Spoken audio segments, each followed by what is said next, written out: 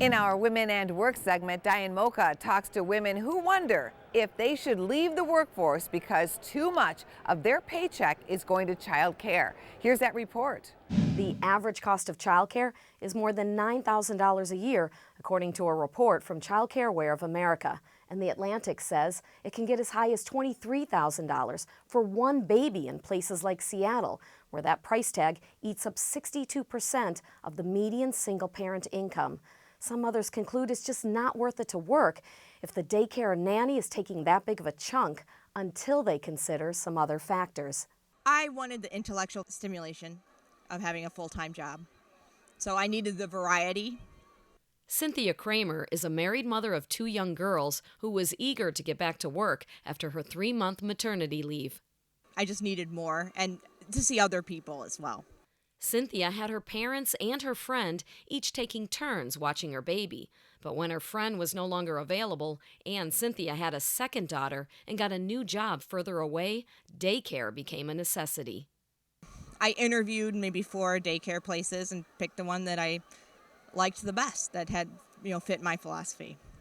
She says she never felt the guilt some moms experience while being away from their kids at work, but she started to question if her decision made financial sense.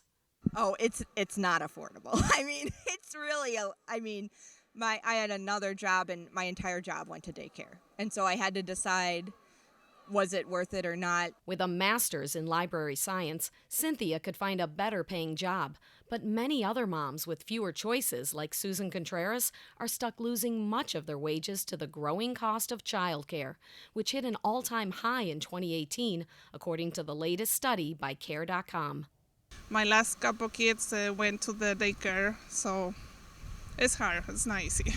Was it affordable? Did you sometimes feel like half your check was going to daycare? Yes, it's very expensive. That reality often surprises new mothers, according to the Care.com survey, and convinces 25% of them to leave the workforce.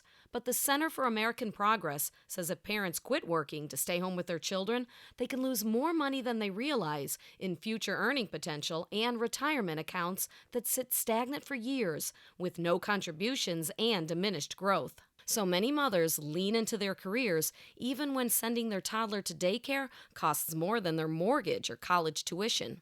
Is this affordable? Is it worth it? I decided over the long term it is. Because even if most of your job goes to daycare, you still get like health insurance and things like that.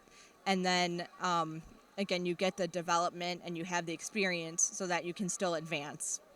Of course, the financial calculations don't take into account the emotional toll on women like Emily Pastor, who would prefer to be home with their children despite the loss of income now and in the future.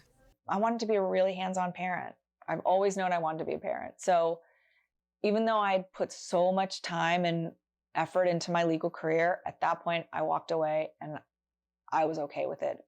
Regardless of their choices to work or stay home, moms agree childcare costs are a problem, and politicians are tripping over themselves to propose solutions. Women are tired of waiting and are finding their own remedies, like getting help from family, working hours opposite their spouse, and trading childcare with other mothers.